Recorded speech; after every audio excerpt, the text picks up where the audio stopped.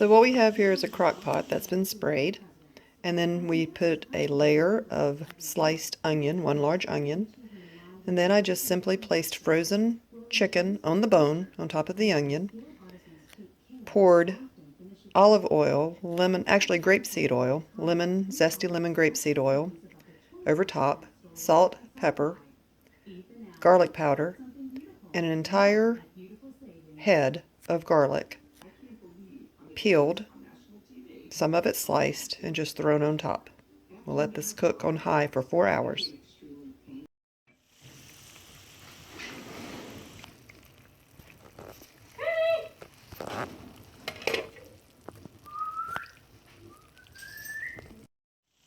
Okay, so I've taken the chicken out of the crock pot, and I have taken all of the onions and garlic and spooned it over top in the casserole dish, and now I'll stick it under the broiler just to get it nice and crisp for probably 10 to 15 minutes.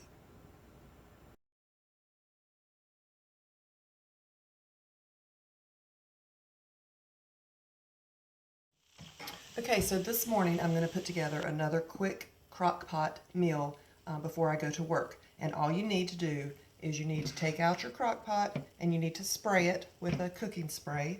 And then you're just going to take some sirloin steaks. These are 8-ounce sirloins that I had in the freezer. You can also use the Aldi sirloins. I think it's 4 to a pack, 6 ounces each. They're really good for this recipe. But I'm going to throw them in my crock pot, rock hard, frozen. Okay, then on top I'm going to put a package of green beans. I'm using half of a package because there's only 3 of us. So you can put a whole package. And then I'm going to use some salt. Sprinkle with salt. Sprinkle with pepper.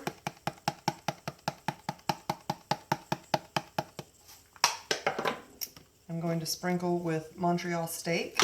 You can use whatever steak seasoning that you like. We just happen to love this Montreal steak. We also love the Wild Tree Rancher steak rub. Then I'm going to take an onion that I have sliced, and I'm just going to put that over top.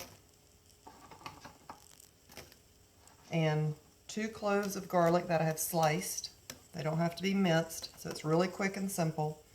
And then I'm going to take about maybe a half a cup of plain, no-fat Greek yogurt. And that's just to make a really creamy sauce on top.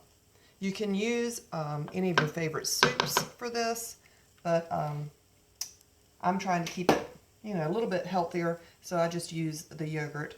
And then you just cover it, turn it on low, go to work, and when you come home, you have a meat and a vegetable, and then all you really need is a bread or maybe a starch if you want a starch. And the reason it's so great to use the frozen meats in your crock pot is because since they're frozen, they already have moisture in them, so you don't have to add a lot of liquid. If you think you're not going to have enough liquid, just put 1 or 2 tablespoons of beef broth or chicken broth, or you can just use water, whatever works for you. But when I get home today, I will take a picture of it and put it at the end of this video. So I hope that you will try this steak and green beans in the crock pot. Real quickly, I just looked in my fridge and found a jar of Giorgio sliced mushrooms that was half used and needs to be used up. So I went ahead and took the mushrooms out without the liquid and added them to the crock pot. So we'll see how this turns out. But that's the thing about cooking. It isn't a big deal. Just put what you like and see how it turns out. It'll be great.